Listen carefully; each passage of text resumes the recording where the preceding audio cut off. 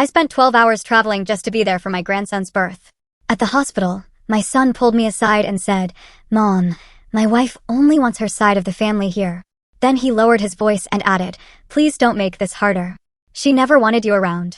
I nodded, said nothing, and walked away without a scene. 3 days later, my phone rang.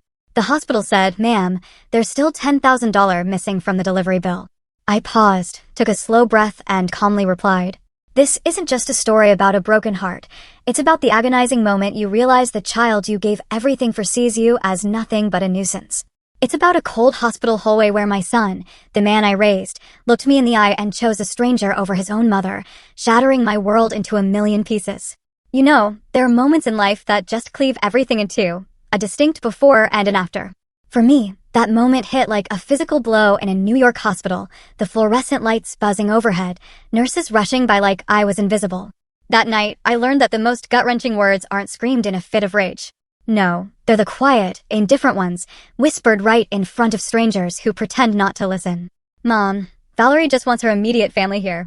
My son's voice, Daniel, felt miles away, even though he was just a few steps from me. I looked for his eyes, the same ones I saw open 32 years ago.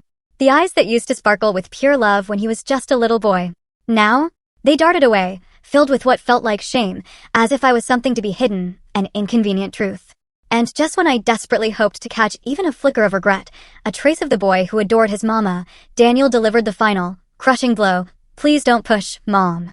She's never liked you." The world went absolutely silent. The hospital sounds, the beeps, the distant chatter, the hurried footsteps, all faded into nothing. I stood there, frozen, feeling something vital inside me simply shatter. Just imagine this. I'd spent 12 grueling hours on a long-distance bus, my back aching on a hard seat that reeked of stale oil and old food. 12 hours, staring out a fogged window, watching towns and mountains and endless roads blur by. All that time, I was picturing that moment. The moment I'd finally meet my grandson. I'd played it out 1,000 times in my head, holding him for the first time, feeling his tiny warmth, the soft scent of his hair, his smooth skin against my cheek. I'd imagined Daniel's proud smile as he introduced his son to his mother. I'd even pictured his wife, Valerie, tired but happy, finally letting me help. I'd imagined everything except this. Never, in my wildest dreams, did I think my own son would look at me like a stranger, like a problem he had to manage, a burden he needed to remove. Then, from behind that closed door, I heard it, my grandson's first cry. And I stood outside, a silent outsider, forbidden to step in. My mind raced back to all those nights Daniel cried as a baby. How I'd carried him till dawn, pacing barefoot across cold floors, humming made-up lullabies, promising him everything would be okay. His father would sleep soundly, and I'd just hold that precious child until his cries softened into steady breaths. I remembered the fevers, the frantic hospital trips, those quiet fears only a mother truly understands. And now, that same child, the one I had protected with my very life, was telling me I wasn't welcome at one of the most important moments of his life. My name is Amy Carter. I'm 61 years old. I grew up in Nashville, in a small house with a big yard and an old apple tree. I learned to bake apple pies from my mother, listening to her wisdom about life and love. I married Robert at 22, a kind, quiet man with the warmest heart. We had Daniel when I was 29, and from that moment, my life completely revolved around him. Then, when Daniel was just 15, Robert died. Suddenly. A heart attack. He left quietly, like a door closing without a sound. After that, it was just the two of us. Me and my son, trying to survive. I sold our little shop, took any job I could find. Nights, I cleaned dental offices, my hands raw and reeking of disinfectant. Afternoons, I worked as a receptionist, coming home with aching feet and a sore back. But I always smiled for Daniel. Because he was my reason for everything. And now, that same son, the boy I'd built my entire world around, was looking at me with eyes full of utter distance. I stayed silent then, not because I had nothing to say, I had 1,000 things, but because there were simply too many things that didn't need to be said. I wanted to scream that I'd traveled 12 hours for him. I wanted to remind him of every single sacrifice I'd made. I wanted to ask when he'd turned into this cold stranger.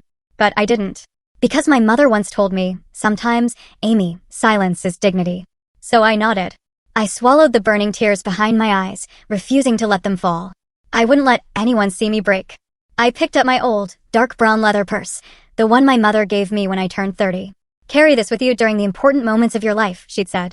And she was right. That purse had been with me when Daniel was born, when he graduated, when he moved to New York to start his career. And now, again, it was witnessing my humiliation. I turned away. Without a goodbye. Without congratulations. I just walked. Down the long corridor of St. Mary's Hospital. The lights flickered above me. The air smelled of antiseptic. I passed crying babies, families laughing, new grandparents taking photos. I saw mothers and grandmothers holding newborns, tears of joy shining in their eyes. And I kept walking. When I stepped outside, the cold February wind slapped my face. I stood on the sidewalk, watching cars go by, people coming and going from the hospital. Life continued, as if mine hadn't just collapsed. I didn't know where to go. The bus home wouldn't leave until the next day. I hailed a cab, found a cheap hotel nearby. A small room with thin walls and a squeaky bed. Laughter and TV sounds echoed from the hallway. And there, at the edge of that bed, I finally let the tears fall. I cried harder than I had since the day Robert died. I cried for every broken expectation. For the grandson I hadn't met. For the son who once said, "I love you, Mom." I cried for the teenager who wept in my arms the night his father passed. And for the man who had promised to always be there for me. Asterisk, where was my son now? When did he become this stranger? Asterisk, that night. Sleep was impossible. I just stared at the ceiling, listening to the city's distant hum, thinking about everything I had lost. In the morning, I took a long, hot shower, trying to wash away the grief. I put on the navy blue dress I'd brought for the occasion. Applied a little makeup, even though no one would see me. Because I refused to look defeated.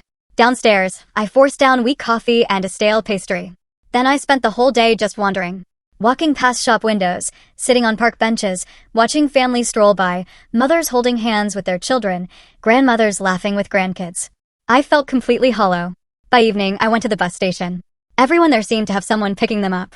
I had only an empty house waiting for me in Nashville. The bus pulled away. 12 more hours. But this time, I didn't stare out the window, dreaming of joy. I only saw my own reflection, a tired, 61-year-old woman, worn down and utterly alone. I wondered if Daniel even realized I was gone. Did he feel regret? Did he think I should have treated my mother better? Deep down, I knew the answer. Probably not. He was likely happy with his new family, while I had become an uncomfortable memory. When I arrived home, dawn was breaking. Everything was exactly as I'd left it, the unwashed coffee cup, yesterday's newspaper, and silence. Once, that silence had meant peace. Now, it meant loneliness. I set my suitcase down, hung my leather purse on its hook, made a cup of coffee, and sat at the kitchen table. The same table where Daniel once did his homework while I cooked dinner. Now, it was just me. The house felt heavier than ever. But the silence, it pushed me back into the memories of how everything began. Sometimes, we trust the wrong people and the price is a broken heart. Have you ever been disappointed by someone you love? Tell me your story. There are memories we keep like perfect photographs, frozen moments from a time when life was simpler. When love hadn't yet hurt us. When motherhood felt natural and pure. Daniel was born on a July morning, 32 years ago. That night, it stormed so hard the thunder shook the windows. I lay in bed, clutching my stomach as the contractions came faster. Robert, bless his heart, rushed around, fumbling for car keys and the hospital bag, trying to stay calm even as his hands trembled. I kept breathing, telling him, "Calm down, Robert. We still have time." But we didn't. The contractions grew stronger, closer. My body knew it was time, even if my mind wasn't quite ready. Robert helped me down the stairs. The rain drenched us within seconds. He drove faster than ever, eyes locked on the road, hands gripping the wheel, wipers battling the downpour. "Hang in there, honey. We're almost there." I sat in the back seat, breathing steadily, just like I'd learned in class, counting between the waves of pain. Through the rain-covered window, the city blurred. All I could think was, soon, I'll meet my child. We reached the central hospital at dawn. The nurses were so kind, so professional. They helped me change, attached monitors, checked the baby's progress. "Things are moving fast, ma'am. This baby can't wait to meet you." Robert held my hand the entire time, wiping the sweat from my forehead, whispering, "You're doing great, sweetheart. You're amazing." And then, when the time came, when my body felt like it was tearing apart, when the pain almost made me faint, I heard it. The first cry. My son's cry. "It's a boy," the doctor said. "A healthy, beautiful baby boy." They placed him on my chest, wet, wrinkled, perfect. His tiny fists clenched, his breath quick and fragile. When his skin touched mine, when I felt his warmth and heard his breathing, I knew my life had changed forever. "Hello, my sweet boy," I whispered. "Mommy's here." Robert stood beside me, tears streaming down his face as he held both of us. In that small hospital room, with rain still tapping against the windows, we were the happiest family in the world. We named him Daniel, after my grandfather, a gentle farmer with rough hands and a kind heart. He was patient, soft-spoken, and whenever he looked at someone, his eyes made them feel seen. I hope he's like Grandpa, I told Robert as I rocked our baby to sleep. Kind and generous. Robert smiled. With a mother like you, how could he be anything else? The early years were beautiful, though far from easy. Daniel was a good baby. He hardly cried, slept well. When he was awake, he was curious about everything, always smiling. I still remember those mornings in our little house, sunlight streaming through the window, his soft babbling echoing from the crib. I'd hold him, feed him, and watch the city come alive outside. Robert left early each day for work at a small hardware store downtown, modest but steady. He'd leave at 6 a.m. and come back in the evening, exhausted, yet never without a smile for his son. I stayed home to care for Daniel. Back then, I didn't work. We were a traditional family. Robert earned the money, and I made a home. I loved it. I loved watching Daniel grow, learning to sit up, to crawl, to walk. I loved hearing his first word, Mama. Of course it was Mama, because I was always there. When Daniel turned 2, he loved to help me cook, which really just meant making more of a mess. He'd stand on a little chair next to the counter, stirring pots with all his might, flour flying everywhere, his face covered in smudges as he laughed. And I couldn't help but laugh with him. We baked cookies together. I taught him how to knead the dough with his tiny hands, trying to mimic me. The cookies turned out lumpy and uneven, but we baked and ate them anyway, laughing and calling them our masterpieces. One day you'll be a better baker than me, I'd say. I just want to be like you, he'd answer. Our home always smelled of vanilla, cinnamon, coffee, and something warm baking in the oven. On Sundays, we'd go to the park with an old blanket, sitting under a tree. Daniel would run everywhere, chasing pigeons, climbing the slide. Robert and I would watch him, hand in hand, feeling like we had everything. We're so lucky, he'd say. Yes, we are, I'd reply. And we truly were. Time went by quickly.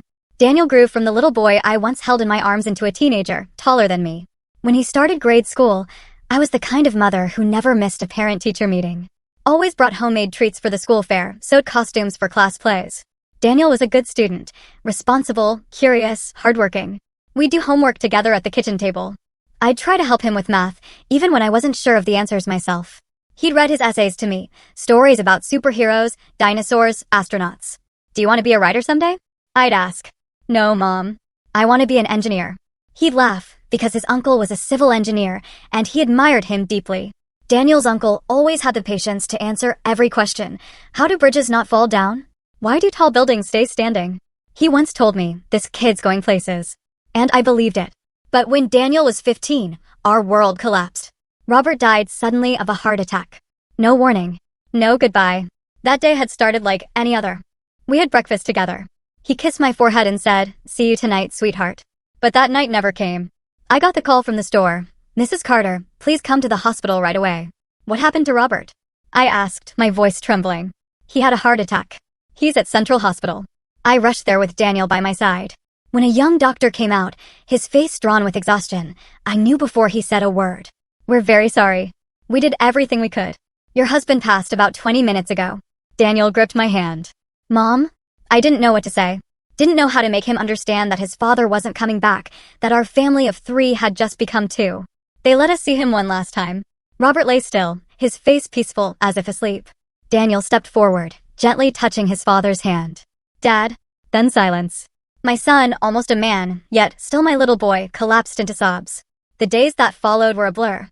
The funeral, visitors, financial decisions, selling the store, paying off debts. I had no choice but to sell Robert's hardware store. The money covered the debts and funeral costs. What was left, I saved for Daniel's future. I swore to myself that no matter how hard I had to work, my son would have the education he deserved. I got a job cleaning a dental clinic. The pay was small, but it was work. I started at 5 a.m., scrubbing floors, bathrooms, windows, surrounded by the sharp smell of bleach. My hands grew rough. My back ached constantly. But I didn't complain, because I had a son to live for. By 2 p.m., I'd leave the first job and go straight to my evening shift as a receptionist at another clinic. I answered phones, scheduled appointments, smiled at patients even when I was utterly exhausted. I'd get home around 8 p.m., and Daniel would already have dinner ready. He'd wait for me with that same familiar smile. "How was your day, Mom?" "It was fine, sweetheart." "How was yours?" "Good."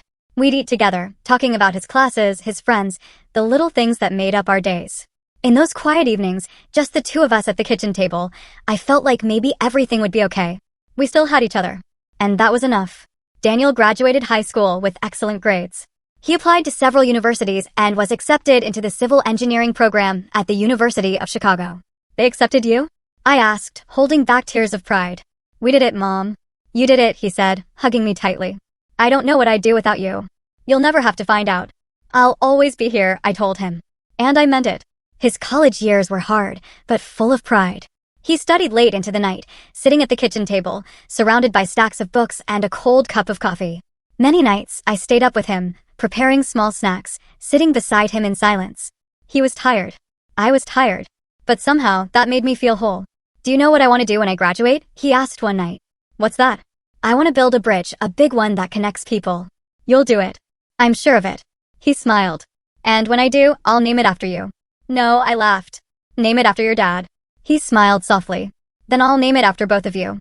The Robert and Amy Bridge. That sounds better. Every Sunday, we'd still go to the park.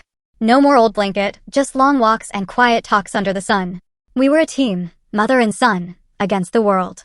Or at least, that's what I believed. In his final year of college, Daniel started talking about moving to New York. There are more opportunities there, Mom. But it's so far. Not that far. Just a few hours by bus. You know I'll always support you, but I'm scared. You're everything to me. He took my hand. And you're everything to me, Mom. But I have to do this. I have to grow up. He was right. But that didn't stop my heart from aching. Daniel graduated with top honors.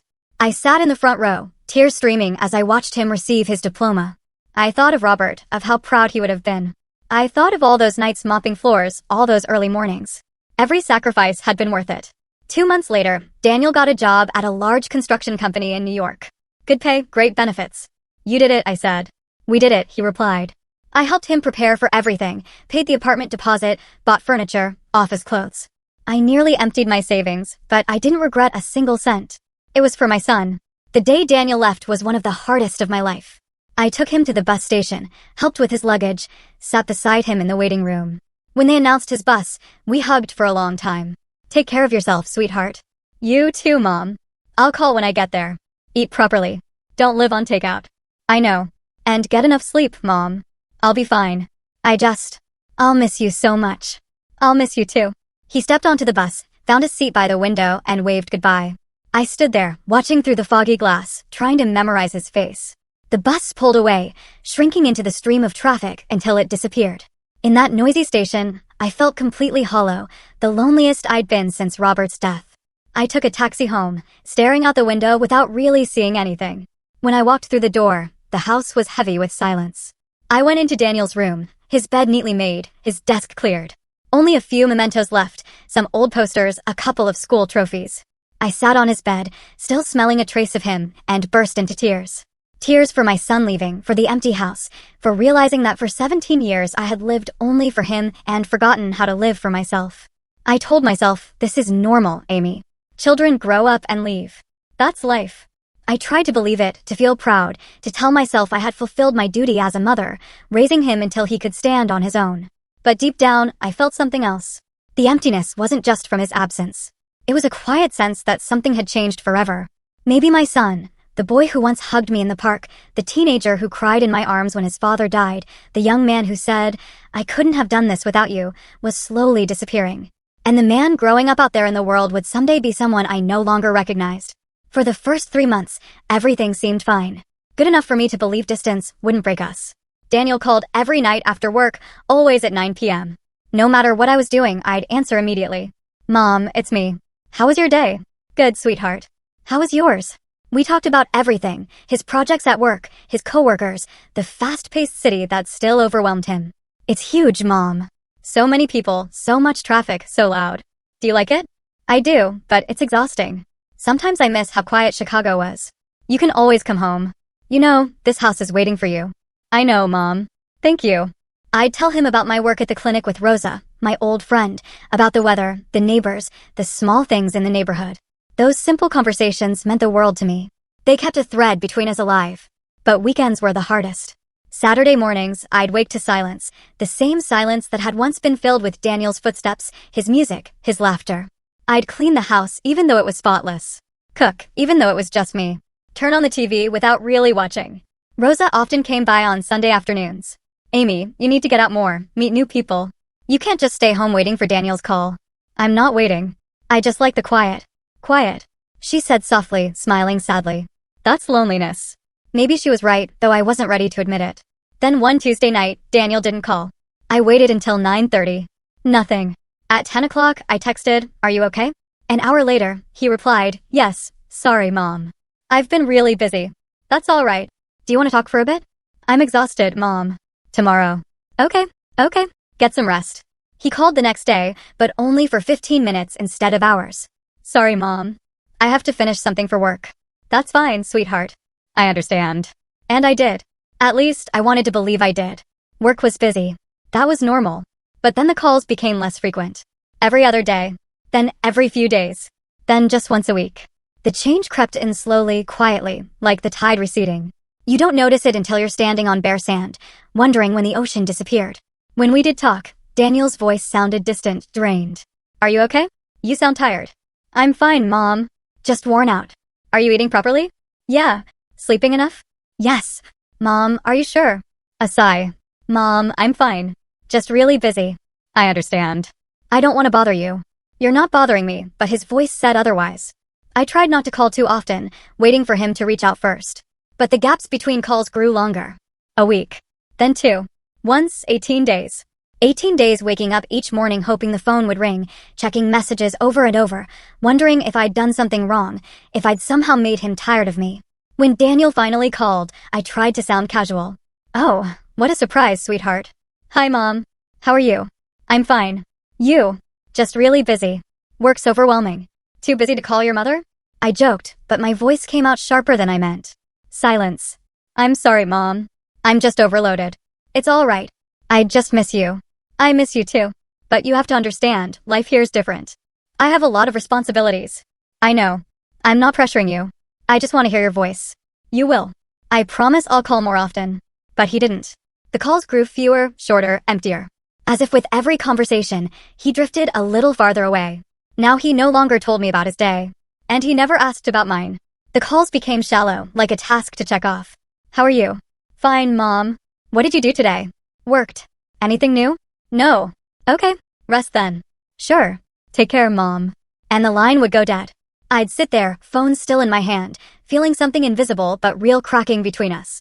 Then, during one of those brief calls, Daniel said something that made my heart skip. Mom, I met someone. My heart clenched, but not from worry. From joy. My son had met someone. Really? I'm so happy for you. Tell me everything.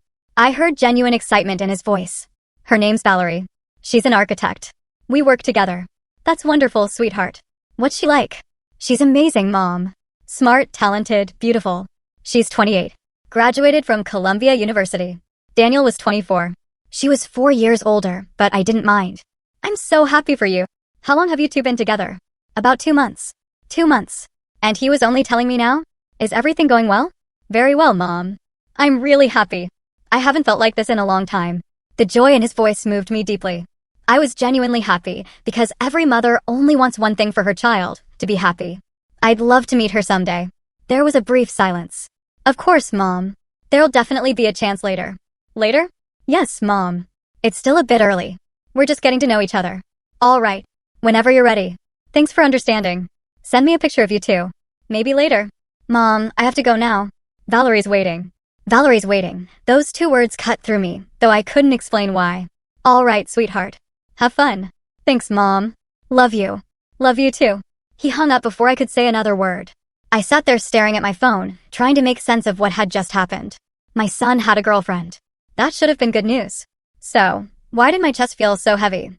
I told myself it was only a mother's natural worry, the unease that comes when her child enters a serious relationship. But no, something was different. It was in the way he said her name, the tone when he mentioned Valerie's waiting, as if she had become the center of his world, and I was just a shadow fading in the background. In the weeks that followed, my fear quietly came true. Daniel barely called anymore, and when he did, he only talked about Valerie. Valerie and I went to this restaurant. Valerie showed me this place. Valerie said. Everything was Valerie. I still listened, still smiled, still asked questions. But deep inside, I felt myself slowly disappearing from my son's life. I'd text him, and he'd reply hours later, sometimes days. Sorry, Mom. I've been busy with Valerie. I tried to learn about her from the few details Daniel shared. Valerie came from a well-off family in New York. Her father was an architect too. Her mother, a college professor. Her younger sister was in medical school. A family nothing like ours, wealthy, educated, respected. I was just a working woman, a widow who raised her son alone, cleaning clinics while Daniel went to school on scholarships. I wondered what Valerie would think if she knew about me. I tried to push the thought away, but it lingered, especially as Daniel shared less and less. One evening, while we were on the phone, I heard a woman's voice in the background. Daniel, I'm heading out. Coming, sweetheart. I froze. Is Valerie there? Yes, Mom. She stopped by. Oh, I didn't know you two were living together. Silence for a few seconds. We're not, Mom. She just came to visit. I see. Another awkward pause. Mom, I have to go now. We're heading out. All right. Have fun. Thanks. Talk later. But that later never came. The next month, Daniel grew even more distant, almost completely gone from my life. On my 60th birthday, he didn't come home. He just sent flowers through the mail. 12 yellow roses, one for each month we hadn't seen each other. The card read, Happy birthday, Mom. Sorry I can't be there. Valerie and I are busy with work. Love, Daniel. I sat looking at the bouquet for hours. The flowers were beautiful. Surely expensive. But cold. No warmth, no affection. Just a reminder that my son was far away, busy building a new life. Rosa, my closest friend, arranged a small dinner at my house, inviting a few neighbors. We ate chicken soup, saying happy birthday, cut the cake. Everyone asked, your son didn't come home? He's busy with work. That's too bad. He must miss you so much. I smiled and said, I'm sure he does. But in my heart, I didn't believe it anymore. When everyone left, I cleaned up alone. I put away the food, washed the dishes, swept the floor, wiped the counters. The house was spotless, but my heart felt empty. I sat down with a cup of hot tea and looked at the vase of yellow roses on the table. And I allowed myself to admit what I'd been avoiding all along. My son was slipping away. And there was nothing I could do to stop it. Worse yet, I began to realize I might not be able to hold on at all. When someone decides something else matters more than you, no matter what you do, they'll still walk away. All you can do is watch them leave and try not to break. The roses wilted slowly, their petals turning brown and falling one by one. I should have thrown them away. Anyone else would have. But I kept them, letting them dry in the vase like proof of something I couldn't yet admit, that the boy who once called me every day, who used to say, I couldn't do anything without you, was gone. At least, gone from me. Sometimes we make ourselves believe lies because the truth hurts too much. We convince ourselves it's our fault, that we did something wrong, because it's easier to change ourselves than to accept that someone we love is hurting us. I reached that point after my 60th birthday, sitting in the kitchen, staring at those withered roses. I decided it must be me. I was the demanding mother, the one who called too often, who asked too many questions. I was the clingy kind of mother, the kind who didn't know how to let go, who loved so much it suffocated. Daniel needed space, independence. And I, always wanting to stay close, to talk, had made him tired. The story fit perfectly with everything I'd read in parenting articles. Asterisk learn to let your grown children go. Don't be a controlling mother. Let them live their own lives. Asterisk so, I decided to do just that. I stopped calling altogether. If he wanted to talk, he would call me. I wouldn't push anymore. A week passed, then 2, then 3, then a month. I checked my phone countless times, but kept telling myself, give him time. He's just busy. Many days it was hard to breathe from the emptiness. Every morning I woke with a heavy heart, wondering if today he'd call. I went to work, came home, looked at my phone. Still nothing. Rosa noticed right away. Amy, how long has it been since your son called? About a month. Why don't you call him? I want to give him space. I don't want to bother him. Rosa looked at me with those eyes that had known me for 40 years. Or maybe you're punishing yourself for needing him. No, I'm just respecting his space. There's a difference between respecting space and erasing yourself from his life, Amy. So, what do you want me to do? Call him and bother him? I just want you to remember, missing your child isn't a sin. I stayed silent. Rosa sighed. I don't know what Daniel's thinking, but I do know one thing. It's not your fault. You're a good mother, one who always loved her son. I wanted to believe her. I really did. But blaming myself was easier. By the 5th week, the phone finally rang.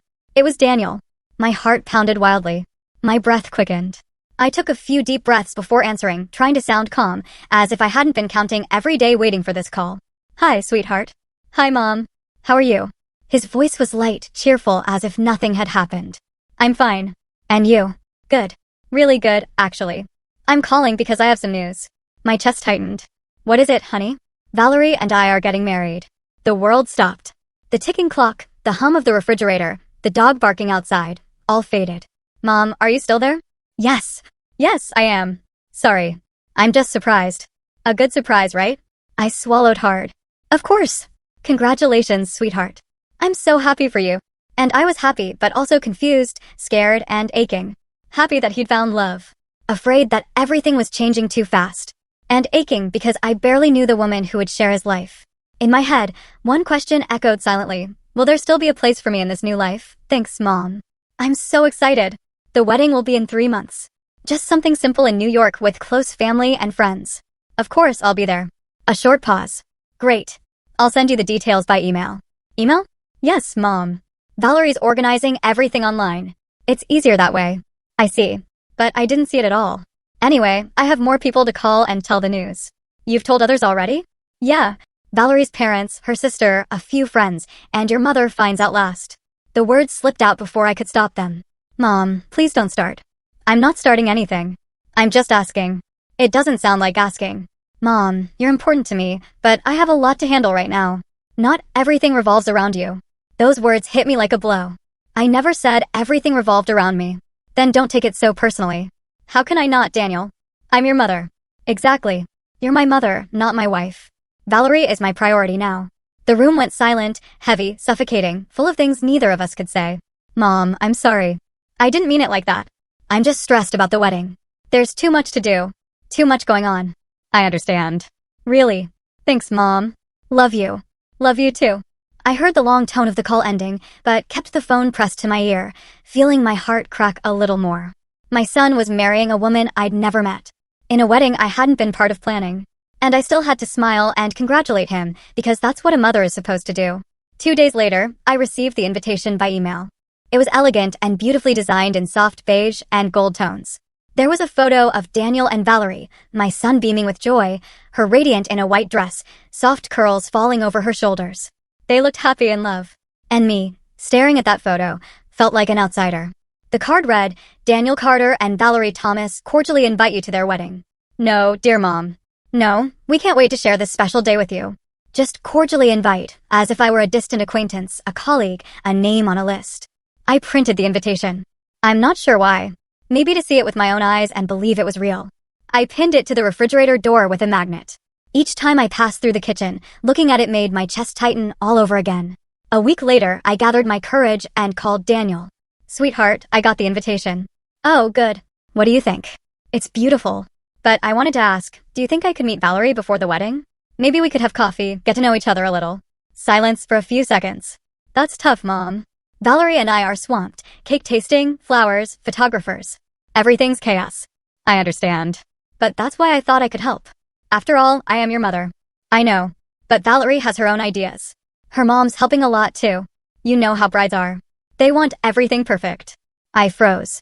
Her mom's helping, but I'm not. You'll have plenty of time to get to know each other after the wedding, Mom, when things settle down.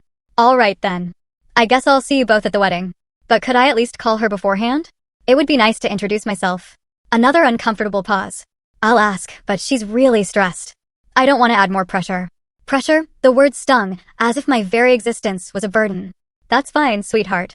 I don't want to cause trouble. You're not causing trouble. It's just you know. No. I don't know. I really have to go, Mom. Talk soon. Okay, take care. I set the phone down and realized my hands were trembling. Not from cold, but from anger, pain, and helplessness. No matter what I said or did, I was being pushed to the edges of my own son's life.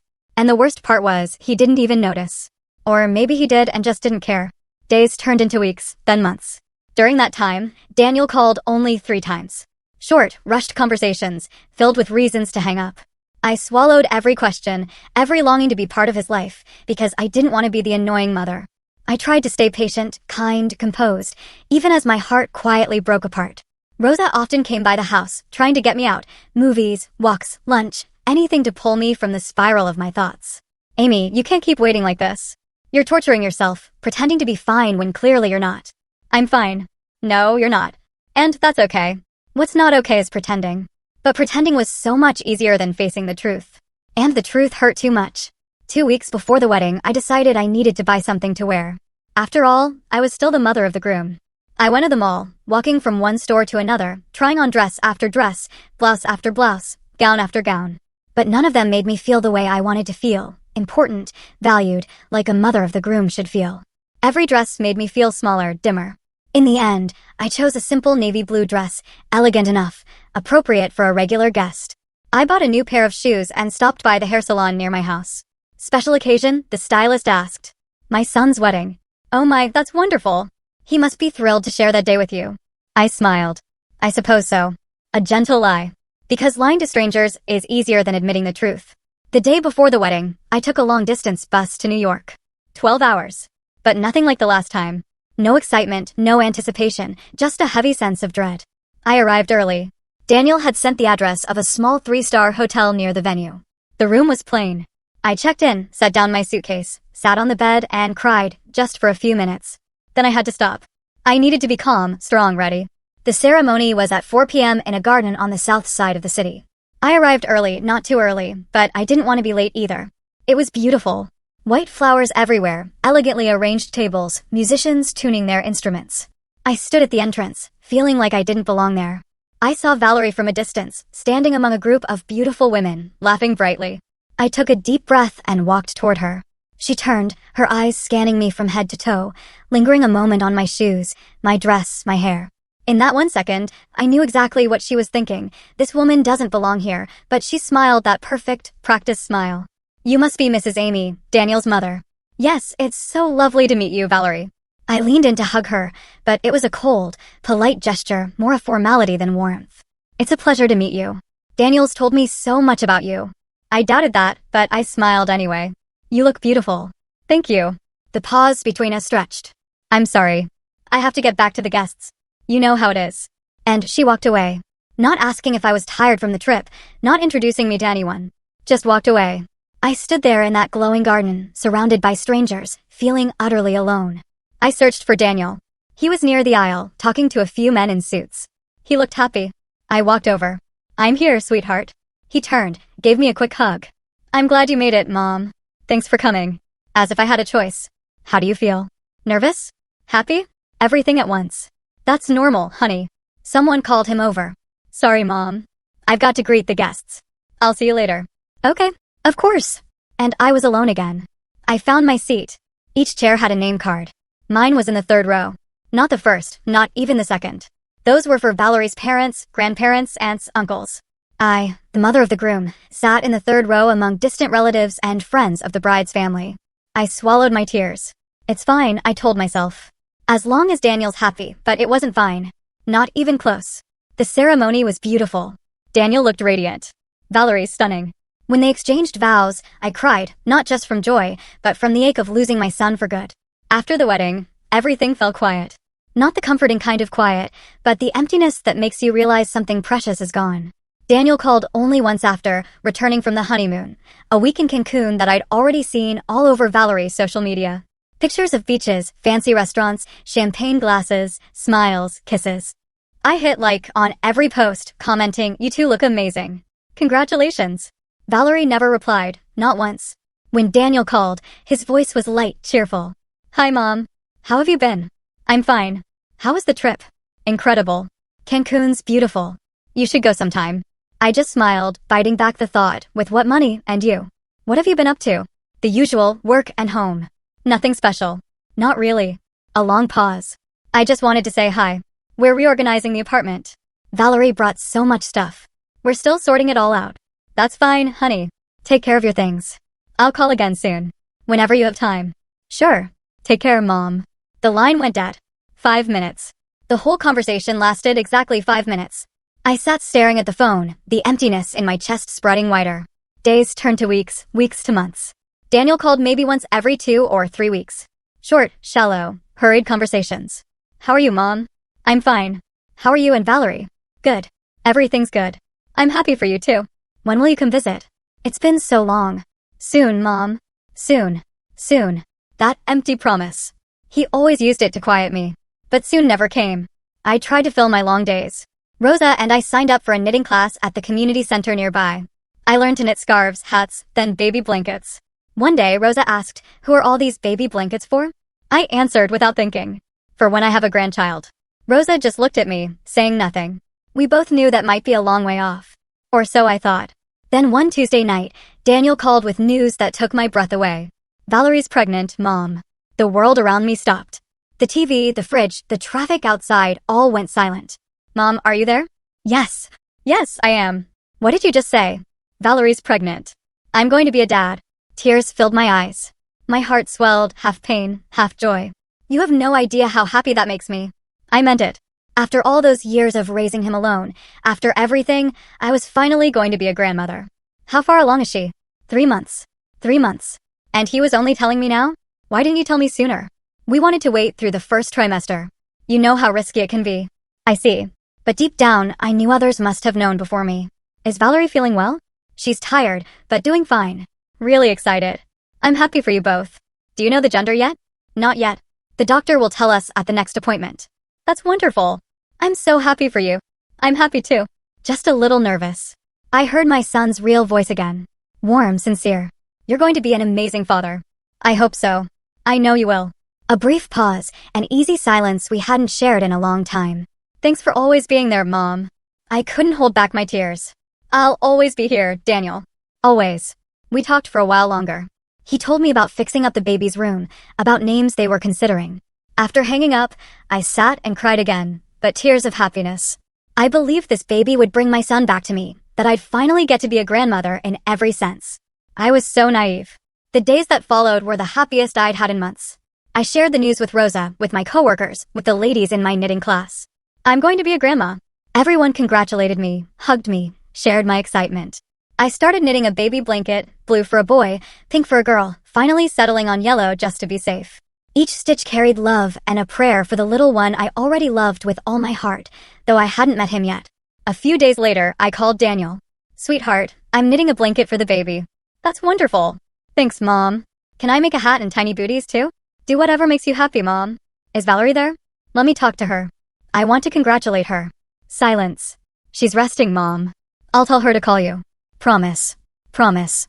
But Valerie never called. I sent her a message on Facebook. "Congratulations, Valerie. I'm so happy to be a grandma soon. If you need anything, I'm here." The message was read, but no reply. A week later, I tried again. "How are you feeling, sweetheart?" Sending hugs. Scene. Then silence. I told myself she was tired, busy, but I knew the truth. I called Daniel again.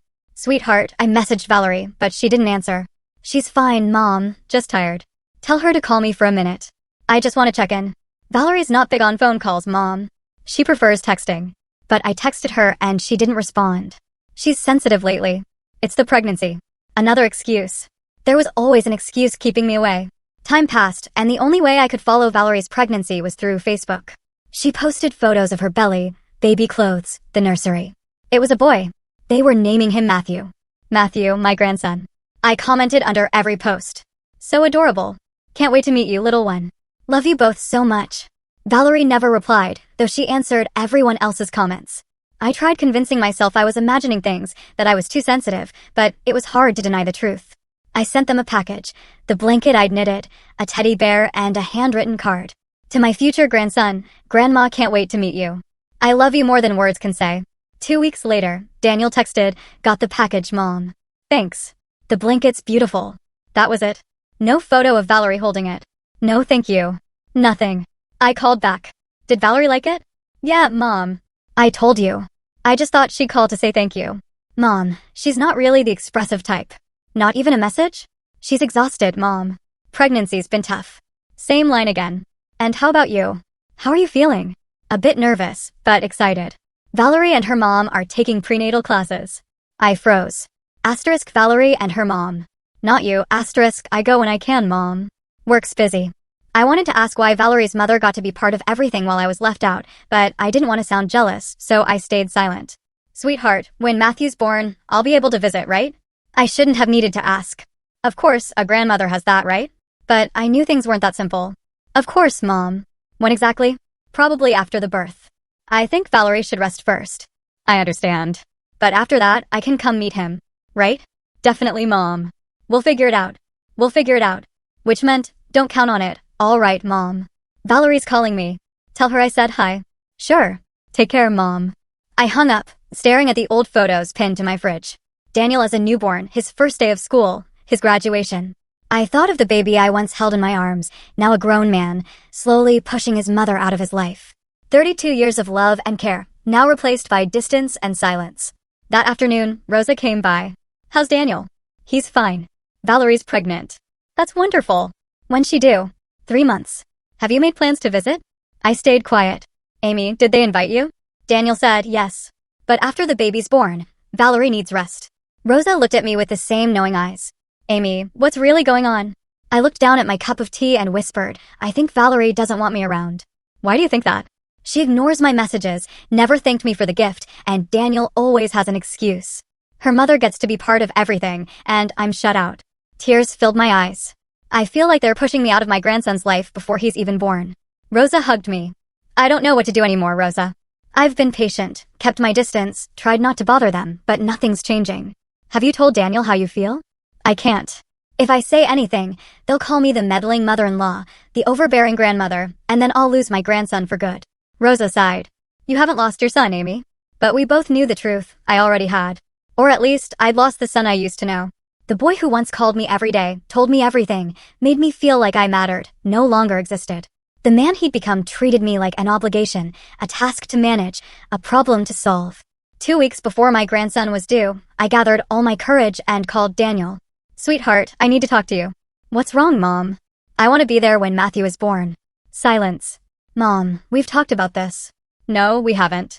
You just said, we'll see, but I need to know for sure now. I need to plan. Buy tickets. I don't think that's a good idea, Mom. The floor seemed to drop beneath me. Why not? Valerie's under a lot of stress. The doctor said she needs peace and quiet. Are you saying my presence would stress her out? No, it's just, she doesn't want too many people around. Too many people? I'm your mother. I'm the baby's grandmother. I know, Mom. But what? I could hear Valerie's voice faintly in the background. Mom, let's talk about this later. No, Daniel. Please, just tell me the truth. A long silence followed. Valerie thinks maybe it's better if you wait a few days. Let us settle in first. And what do you think? I have to support my wife, Mom. She's the one giving birth. The one who needs rest right now. I wouldn't hurt her, Daniel. I never said you would. Then why can't I come? Because she needs space, Mom. Why can't you understand that? His voice turned sharp, defensive. I understand, but I don't understand why Valerie's mother can be there and I can't. Because that's her mother and yours. It's different. Different how? It just is. Mom, Daniel, please. Mom, don't make this harder. I'm already under so much stress. Valerie's about to give birth. Work's insane. Can you just this once not make things more difficult? Those words pierced straight through my heart. Asterisk more difficult? You think me wanting to see my grandchild is making things harder? Asterisk, now's not the time, Mom. Then when is the time? When I say so. The air grew cold between us. I took a deep breath. I see. I knew you'd understand. But I didn't understand anything except that my son was shutting me out of his life, out of one of its most important moments. I'll let you know when the baby's born. Do whatever you think is best. Don't be like that, Mom. I'm fine. Just respecting what you and Valerie want. Thank you. You're welcome. I love you. Love you too. But I wasn't sure those words meant anything anymore. I hung up before I started crying. I sat in my chair and cried harder than I had in months. I cried for the grandchild I might never hold. For the son who'd chosen to shut me out. For the bond between us that was slowly dying while I could only watch. I cried for myself, for the woman who had given everything and was now left with nothing. The day Matthew was born was one of the strangest days of my life. Joy and pain all tangled together. I didn't get a call, a message, or any notification. I found out through Facebook. It was late afternoon, and I was mopping the last room of my shift when my phone buzzed. A Facebook notification. Normally, I'd ignore it until I got home, but for some reason, I opened it. It was a post from Valerie. The photo showed a newborn baby boy wrapped in a hospital blanket. Tiny, perfect, eyes closed, fists clenched, skin still pink, wearing a white cap. The caption read, "The love of our lives has arrived. Welcome, Matthew Carter Thomas. Mom and baby are healthy." I froze in the middle of the room, still holding the mop, eyes fixed on the screen. My grandson's face appeared on my screen, and I realized I was seeing him for the first time like a stranger. Tears streamed down my face. I sank to the floor, gloves still on, and sobbed. A coworker walked in, alarmed. "Amy, what happened? Are you okay?" I couldn't speak. I just held up my phone. My grandson was born. That's wonderful. Then why are you crying? Because this is the first time I'm seeing his face and it's on Facebook. Her face changed instantly. She understood everything. Amy, she helped me up, took off my gloves, and led me to the restroom to wash my face. Go home. I'll finish your shift. But there's still, it's fine. Go. Call your son. I grabbed my purse and left the clinic. I don't remember how I got to the bus stop or how I made it home. All I knew was that somehow I ended up sitting in my kitchen, phone in hand, zooming in on my grandson's photo, memorizing every detail. He had Daniel's nose, a high forehead, tiny hands that looked just like my son's when he was little. He was beautiful. I zoomed in further. His lips, his cheeks, the curve of his little fingers. There were hundreds of comments under the post. Congratulations to you both. He's adorable. Welcome to the world, little one. I didn't comment. I didn't know what to say or if I even had the right to say anything when I'd been excluded from the moment. Then I saw a comment from Valerie's mother. My beloved grandson, Grandma loves you with all her heart. Welcome to the world. So she had been there. In the delivery room, beside Valerie. Maybe even the first to hold Matthew. Everything I had dreamed of doing. I scrolled down. Friends, coworkers, relatives, all congratulating them. Everyone knew. Everyone was celebrating. Everyone except me, the grandmother who found out last. I waited. 1 hour, 2 hours, 3, staring at my phone, waiting for Daniel to call, to text, to say just one sentence. Mom, my son is here. But the screen stayed silent. By 8 p.m., I couldn't take it anymore. I called him myself. 6 rings before he answered. Mom. His voice sounded tired, but happy. I saw the picture. Congratulations, sweetheart. Oh, thanks, Mom. Is Valerie okay? She's fine. Exhausted, but good. It was a long labor, but everything went well. I'm so glad. Matthew's beautiful. Thank you. Silence. He didn't mention how I found out. Didn't apologize. Didn't explain. Nothing. Daniel, why didn't you call me? I heard him sigh. I'm sorry, Mom. Everything happened so fast. Valerie went into labor early this morning. We rushed to the hospital. By afternoon, she delivered. And then we had paperwork and settling into the room. But you still had time to post on Facebook. That was Valerie. She had time to post. But you didn't have time to call your mother. My voice came out sharper than I meant. Mom, please don't start. I'm not starting anything. I'm just trying to understand why I had to find out through social media. I told you it all happened so fast. So fast you couldn't spare 2 words in 12 hours. Matthew's here. I was exhausted, Mom. Not too exhausted to tell the whole internet. Mom, stop making this a big deal. A big deal. I could barely breathe. Daniel, I'm your mother. Matthew's grandmother. I'm not some stranger online. I deserve to know first. You're right. I'm sorry. I should have called, but it's done now. You know, Matthew's healthy. Everyone's fine. His apology sounded hollow. Can I come see him? The question slipped out like a plea. Mom, we've talked about this. No, we haven't. You said to wait, but now the baby's here. I don't need to wait anymore. Valerie needs to rest. I won't bother anyone. I just want to see him for a few minutes. Now's not the time. Then when is? I don't know, Mom. Give us a few days. Daniel, he's your son. He's my grandson. Please, just respect that. I do respect you, Mom, but you can't come right now. Why not? Because Valerie doesn't want visitors. And there it was. He'd finally said what I'd known all along. She doesn't want even her mother-in-law. She only wants close family around. I am close family, Daniel. I said it softly, but my voice trembled with tears. Valerie's family, her parents, her sister, they were close family. I was not. Mom, enough. I don't want to argue. Just give me some time. I'll tell you when you can visit. My eyes burned, but I held back my tears. I wouldn't cry on the phone. All right, Daniel. Thanks for understanding. But I didn't understand a thing. Take care of yourself, son. You too, he said, then hung up. I sat in the kitchen, still holding the phone, feeling the world crumble around me. Over the next 2 weeks, I followed my grandson's life through Facebook. Valerie posted every day, Matthew sleeping, yawning, his tiny hand wrapped around someone's finger, lying in his crib, nursing. Each photo looked like it belonged in a magazine. In some, that other woman, Valerie's mother, appeared. One picture showed her holding Matthew, beaming with pride. The caption read, with the best grandma in the world.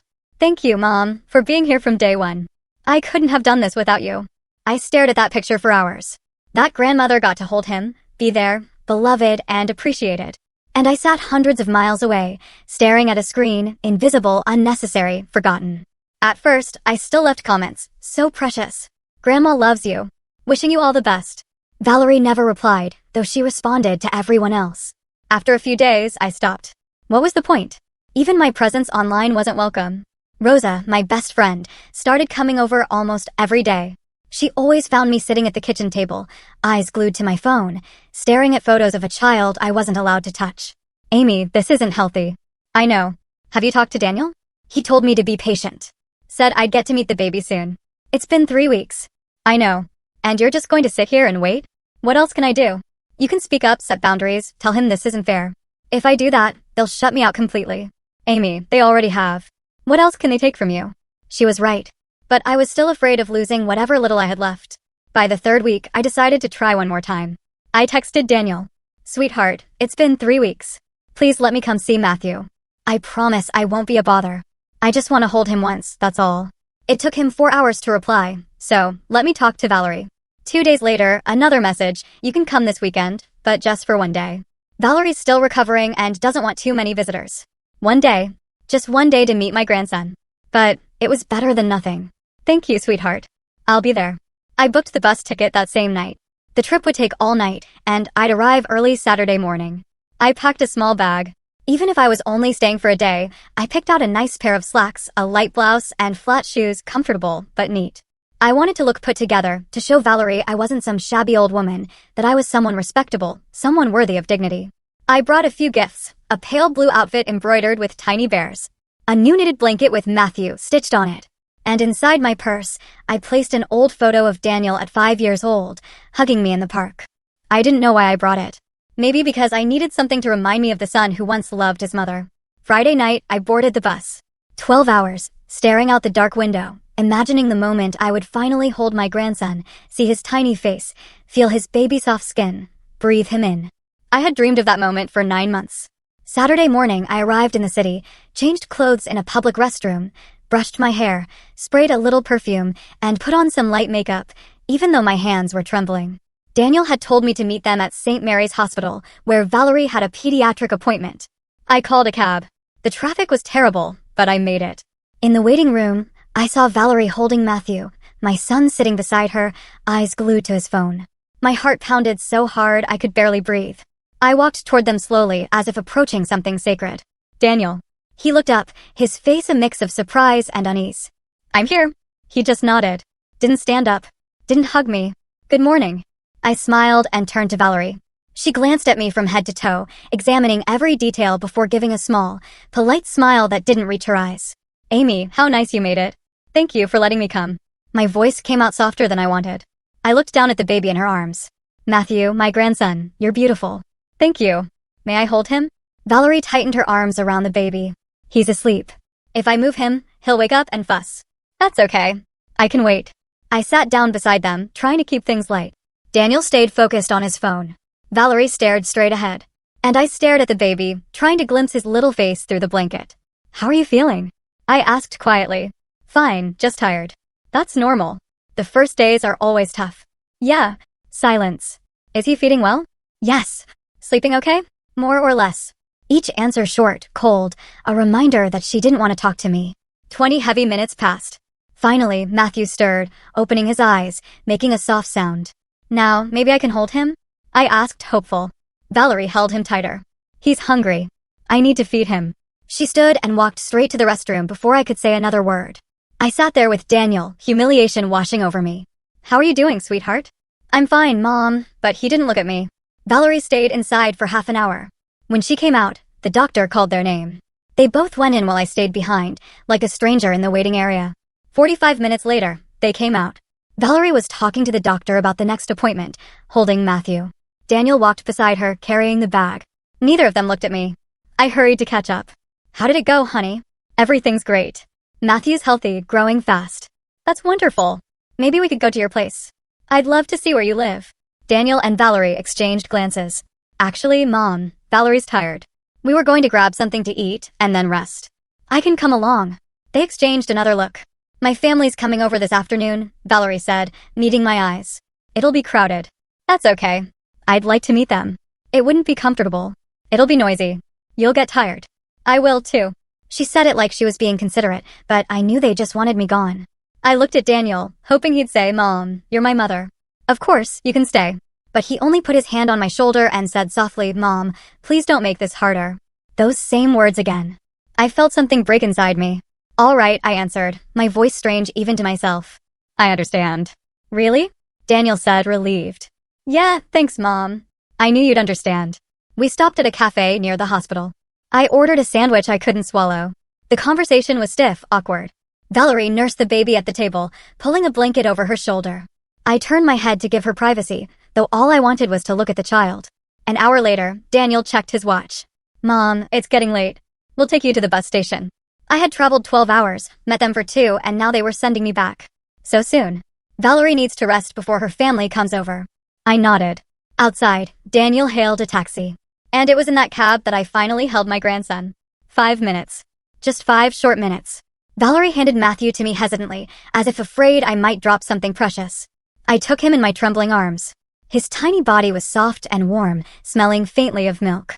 His eyes were closed, lashes long and curled, cheeks round, lips softly sucking even in sleep. I touched his small hand, warm, delicate, and his tiny fingers instinctively wrapped around mine. My sweet grandson, Matthew, I whispered. Tears rose, but I held them back. I wouldn't cry. I kissed his forehead and murmured, "Hello, darling. I'm Amy, your grandma. I'm sorry I couldn't be here sooner. I love you so much." The cab reached the station too soon. Valerie reached out to take him back. I looked at Matthew one last time, memorizing every line, every shade of his skin, the warmth of his little body in my hands before letting go. Daniel got out with me, grabbing my suitcase. "Thanks for coming, Mom." "Of course, honey." He hugged me quickly, awkwardly. "Take care." "You too. Call me when I can, Mom." He climbed back in and before closing the door, said, "Thanks for understanding." I didn't answer. The car drove off. I stood there watching until it disappeared into traffic. Alone at the station entrance, my suitcase by my feet. I felt as if the whole world had collapsed. 12 hours traveling, 2 hours visiting, 5 minutes holding my grandson, 12 hours returning. And inside me was a pain. So real, so sharp, it felt like someone had opened my chest and taken out the most vital part. I went inside, bought a bottle of water I couldn't drink, sat on a plastic bench waiting for the bus, and pulled out my phone. Valerie had just posted a new photo. Breakfast at the cafe. She and Daniel were smiling, Matthew asleep between them. The caption read, "A perfect morning with the ones I love." I wasn't in the picture. As if I had never been there. As if I had never existed. And right there in that crowded, noisy bus terminal, I finally understood everything. They didn't want me in their lives. Valerie would never accept me, and Daniel had made his choice. My son had chosen to erase his mother. The bus arrived. I boarded, found a window seat. During the long ride home, I didn't cry. I didn't even look outside. I just took out the old photo of Daniel at 5 years old, hugging me in the park, and stared at it for hours. I tried to remember when everything had changed. When the boy who once needed his mother became the man who saw her as a burden. When love turned into obligation. When I became invisible in his eyes. I got home at dawn, the first light slipping through the taxi window. The house was exactly as I'd left it, quiet and empty. I sat down my suitcase, hung my purse by the door, and sat at the kitchen table, the same table where Daniel and I once shared meals, laughter, and even tears. I made a cup of coffee, not because I was hungry, but to fill the silence. And right there in that familiar kitchen, sipping the bitter coffee, my life changed. The phone rang. A strange number from New York. My heart tightened. Maybe Daniel. Maybe he regretted everything and wanted to apologize. I picked up. "Hello. Is this Mrs. Amy Carter?"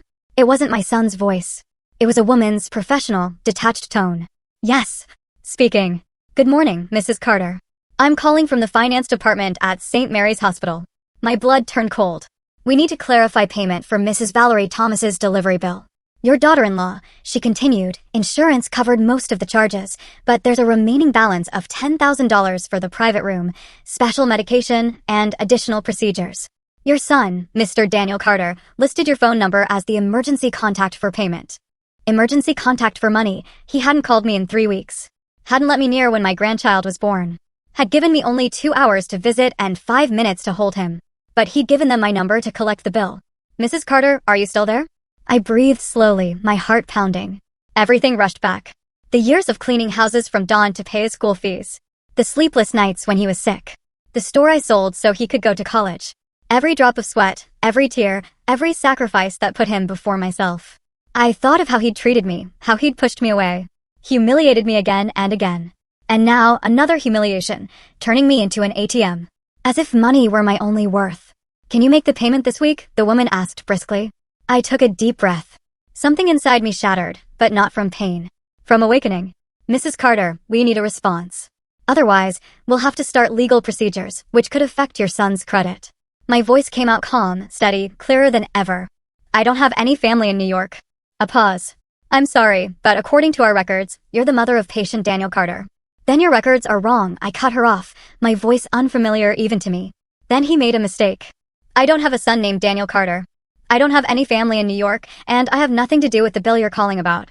But, ma'am, goodbye. I hung up. I set the phone down on the table. My hands were shaking, my heart pounding. But I felt something I thought I'd lost: strength. Control. I felt myself returning to myself. For the first time, I said no to my son, and nothing fell apart. The sky was still blue. I was still breathing. 3 days passed, and Daniel didn't call. 3 days of complete silence. I didn't turn my phone back on after that call. I left it on the kitchen table, powered off, a reminder of the choice I had made. On the second day, Rosa stopped by. Have you talked to Daniel? No. Maybe he'll call when the hospital tells him I didn't pay. And when he does, I don't know, but I did know. I just wasn't ready to say it out loud. On the third day, I turned my phone back on. 27 missed calls, all from Daniel. 15 messages, starting urgent, then desperate, then angry. The first, Mom, I need to talk to you now. Please call me. The third, Mom, the hospital said you refused payment. What's going on? The seventh, Mom, this is serious. Call me back. The 10th, I can't believe you did this. Call me now. The last, Valerie was right about you. You're always selfish. I read that word again and again. Selfish, the woman who worked 2 shifts for years. The woman who sold her late husband's store to send her son to college. The woman who scrubbed floors reeking of bleach so her child could have a future. Now I was selfish. There were 2 voicemails. The first was strained, almost pleading. Mom, please call me. The hospital's pressuring us. I don't understand why you told them you have no family here. What did you mean by that? Please call me. The second was cold. Never mind. We'll find another way to pay. But you should know this says a lot about you after everything we've been through. I can't believe you do this when we need you most. Valerie was right. You've always tried to control me with money, but it won't work this time. I didn't call back. I didn't respond. The next week, Daniel kept calling, less often, but still trying. I stayed silent until I received an email. The subject line read, "We need to talk." I opened it and read slowly. Mom, I don't understand what's happening. I don't understand why you're not answering. I don't understand why you told the hospital you have no family here. Do you know how embarrassing that was for us? Valerie cried. She felt humiliated when the hospital contacted her directly. We just had a baby. We're trying to adjust, and you do this. Dad used to say family helps each other in hard times. That we can rely on each other. I've always helped you when you needed it. When Dad died, I was there for you. When you were struggling, I listened. When you needed help, I helped. And now, when I need you, you do this. I don't understand how you've changed. Valerie just wanted a little privacy after giving birth. That's normal. But you took it as an insult. Now the hospital's threatening legal action. Our credit's at risk. All because you wanted to play the victim and deny your own son. Please think about this, Mom. Think about Matthew. Think about your grandson. This isn't about you or me. It's about him. If you don't want to help, fine. But at least have the courage to tell me directly instead of the silence. I read that letter 3 times. Each line felt like a small knife cutting into my heart, making me feel guilty, selfish, wrong. And maybe for a moment, it worked. I thought, *, maybe he's right. He's under pressure. A new father. He needs help. *, maybe I'd been too harsh. Maybe I should call, apologize, make peace. But then I read that one line again. I've always helped you when you needed it. When had he ever helped me? When his father died, I was the one who held him, rebuilt our lives, sold the store, worked myself to exhaustion so he could study. Where had he been the last 2 years? When I was lonely. When I just wanted to hear his voice. When they excluded me from my grandson's birth. When they gave me 2 hours after a 12-hour bus ride. When Valerie treated me like a stranger. Where was he? There was no help, only silence and excuses. And now, because I'd set a boundary, I was the villain. I opened the reply window, typed and erased more than 100 times. I wanted to scream, to pour out every wound, every betrayal. But in the end, I wrote only this. Daniel, you're right about one thing. Your father did say family should help each other. But he also taught that family means respect, care, and not turning your back when someone you love needs you most. I asked to be close to you. I asked to see my grandchild. I had begged to be part of his life. But Daniel, you said I was intrusive, that I was a burden, that you needed peace at home. I traveled 12 hours just to meet Matthew, and you gave me 2 hours, 5 minutes holding him, then sent me away like I was an inconvenience. You never called when he was born. I found out through Facebook. You never included me in anything unless it involved money. I won't pay that bill, Daniel. Not because I don't love you or care about Matthew, but because I can't let you keep treating me as if my only worth is financial. I'm your mother. I deserve respect. I deserve a place in your life. I deserve more than to be a name on a billing form. I hope you and Valerie find a solution, but not at the cost of my dignity. If someday you truly want a real relationship with me, one where I matter, I'll be here. Until then, I wish you both the best. I sent the email before I could regret it, then shut down the computer. 2 hours later, a reply came, but I didn't read it until the next morning. Can't believe how selfish you are. Valerie was right about you from the start. Goodbye. That was it. No thought. No effort to understand. No apology. Just Valerie was right and goodbye. The weeks turned into months. Daniel didn't call, didn't text. I didn't reach out either. At first, it was hard. Some days I picked up the phone, one tap away from calling, but I stopped. Some nights I wondered if I was wrong. But Rosa kept me steady. Amy, you didn't do anything wrong. You just set a boundary. That doesn't make you a bad mother. It makes you a woman with self-respect. I slowly learned to live with the silence. I stopped checking Facebook, stopped searching for Matthew's photos, stopped wounding myself with glimpses of a life I wasn't part of. I focused on myself again.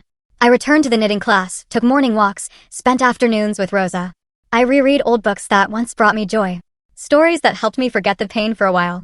And little by little, I began to feel something like peace. Not happiness, not yet, but peace. And for now, that was enough. 6 months after my last conversation with Daniel, Rosa asked me, "Do you regret it?" I thought for a long time before answering, "No, I don't." Why not? Because for the first time in my life, I chose myself. And that's worth more than any relationship I have to beg love for. Rosa smiled. That's the Amy I know. But life has a strange way of surprising us. Just when I had started to breathe again, to live more lightly, the phone rang. A number from New York. This time I didn't hesitate. Hello. Is this Mrs. Amy Carter? Yes. Hello.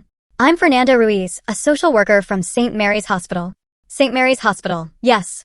Please don't worry. Your daughter-in-law, Mrs. Valerie Thomas, was admitted in an emergency 2 days ago. She suffered a severe mental breakdown. She's stable now, but we need a family member to temporarily care for the baby. The baby? Yes, Matthew. 1.5 years old. Your son is here with his wife, but he can't take care of both her and the child. He listed you as the second family contact. Second, not first. My son is still there? Yes. Would you like me to transfer you to him? No. The word came out instinctively. I understand, but we really need someone to pick up the baby. He's at a temporary care center, but they can only keep him until tomorrow morning. After that, we'll have to contact another agency. I closed my eyes. 1.5 years without speaking, without seeing, without hearing from them. 1.5 years of rebuilding peace. And now this. Mrs. Carter, what happened to Valerie? According to her file, she's suffering from stress, anxiety, and postpartum depression. She needs rest and treatment. Your son is by her side, but they're facing financial difficulties. He lost his job. They've been living with Valerie's parents. Tensions have been rising, and now everything has collapsed. You're their last option. I stayed silent for a few seconds. Can you come for the child? I thought of Matthew, the innocent baby born into chaos. I thought of Daniel, how he had hurt me, pushed me away, and only reached out when he needed something. I thought of myself, the woman who had spent 1 year healing and finding calm again. Then I made my decision. I'll come. Because he was my grandson. And I would go on my own terms. I took the night bus. Another 12-hour trip, but this one was different. I wasn't begging. I was going because I chose to. When I arrived at the hospital, dawn was breaking.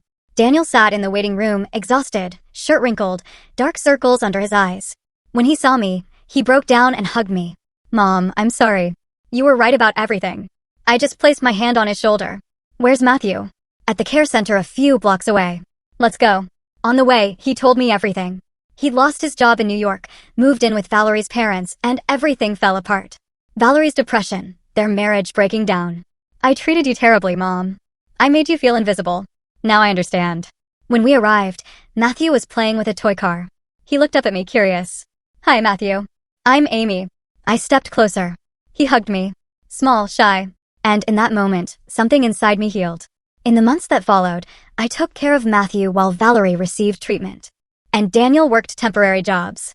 I lived in their small apartment, cooking, cleaning, caring for my grandson. 2 weeks later, Valerie was discharged. When she saw me, she burst into tears. I'm sorry. I was scared. Scared I wasn't good enough. Scared you'd judge me like my own mother did. That's in the past. No, not yet. But I want to make it right. Please give me a chance. I gave her that chance. It wasn't easy. There were painful talks, tears, but we learned to rebuild. Not perfectly, but honestly. Daniel learned that marriage can't survive by cutting out family. Valerie learned that fear and pride can destroy everything. And I learned that my worth doesn't depend on how much others need me, but on whether they respect me. Life has its own way of restoring balance. Daniel, who once pushed me away, thinking he was protecting his happiness, nearly lost everything. His job, his home, his pride. And realized that shutting out those who love you only leaves you lonelier. Valerie, who once saw me as a threat, crumbled under the weight of her own pride. She learned that perfection is impossible and that the help she once rejected was the very thing she needed most. And I, the woman once treated as invisible, became the one to catch them when they fell, not out of revenge, but because I chose to. The years that followed changed everything. Daniel found stable work. Valerie continued therapy. I visited often, but always kept boundaries. Matthew grew up knowing he had a grandmother who loved him and who also loved herself. One day, Valerie told me, my mother was never gentle. I swore I'd never let anyone hurt Matthew like she hurt me. But in trying to protect him, I hurt you instead. Thank you for not giving up on us. On the anniversary of that hospital call, Daniel phoned. Mom, the day you said I don't have family there broke me, but it also woke me up. It was the best thing you ever did. Justice didn't come through revenge. It came through lessons. Daniel learned that respect must be earned, not demanded. Valerie learned that pride only brings loneliness. And I learned that letting go with dignity is stronger than clinging in despair. A few years have passed. Matthew is now 4.5. Every time I visit, he runs to me shouting, Grandma Amy. I don't have to beg for hugs anymore. I'm no longer the second choice. I'm his grandmother, and that's enough. Daniel and I talk every week, real, honest conversations. Valerie and I aren't close, but there's respect, and that's worth more than any forced affection. Last month at Matthew's preschool graduation, he spotted me in the crowd, smiled, ran into my arms, and said, I love you, Grandma. Surrounded by other families, I finally felt like I belonged. Not because I begged for it, but because I deserved it. This morning, I looked into my old leather bag and took out 2 photos. One of Daniel as a child and another of the 4 of us laughing together in the park. Both tell the same story of a woman who gave everything, was broken, learned to let go, and finally found herself again. If you're hearing my story, remember this. Setting boundaries is the right thing. Saying no is the right thing. Walking away from those who don't value you, even if they're family, is the right thing. Because love doesn't mean enduring everything. Love also means respecting yourself. I once thought being a good mother meant always being there. But I've learned that being a good mother also means teaching your children that no one, not even them, has the right to make you feel worthless. Not every ending is happy, but some endings are fair. Now at 65, I'm happy. Not because life is perfect, but because my joy no longer depends on anyone else. I have my grandson, my son, an honest relationship, and most importantly, I have myself. And that's what matters most.